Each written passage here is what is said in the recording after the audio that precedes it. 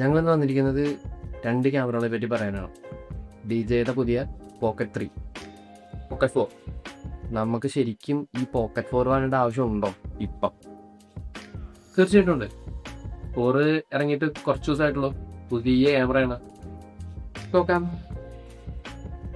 1 inch CMOS sensor എന്ന് പറയുന്നത് 3-ലും ഉണ്ട്, 4-ലും ഉണ്ട്.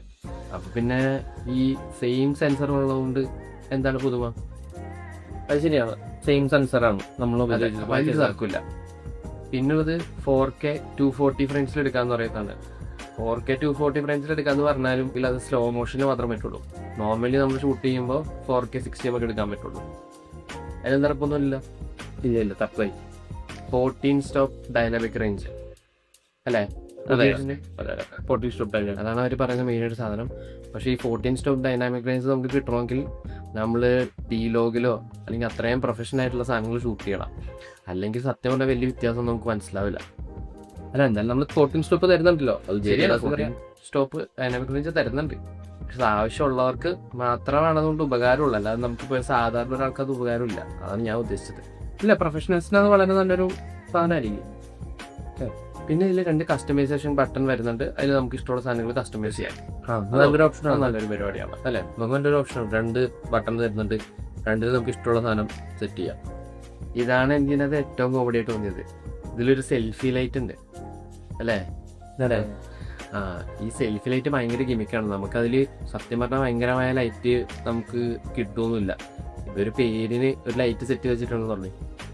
പക്ഷെ അത് ഉപയോഗിക്കാൻ പറ്റും, നല്ല ലൈറ്റാണ്. അത് നമുക്ക് ഈ പറയുന്ന പോലെ ഓരോ ആക്ച്വലി ആ ലൈറ്റ് നമുക്ക് നൈറ്റ് സെൽഫി പോലെ ഷൂട്ട് ചെയ്യുമ്പോൾ ചെയ്യാം. അത് ചെറിയൊരു ലൈറ്റ് തരും. പക്ഷെ നമുക്ക് വിങ് ലൈറ്റോ അല്ലെങ്കിൽ ഈ പറയുന്ന പോലത്തെ ഒരു ലൈറ്റിനെ ഒന്ന് റീപ്ലേസ് ചെയ്യുന്ന പോലത്തെ ഒരു ലൈറ്റൊന്നും അല്ല. ജസ്റ്റ് ഒരു ഗിമിക് പരിപാടിയായിട്ടാണ് എനിക്ക് ഫീൽ ചെയ്തത്. ഇതിനകത്തൊരു 107 GB സ്റ്റോറേജ് സിസ്റ്റം വരുന്നുണ്ട്.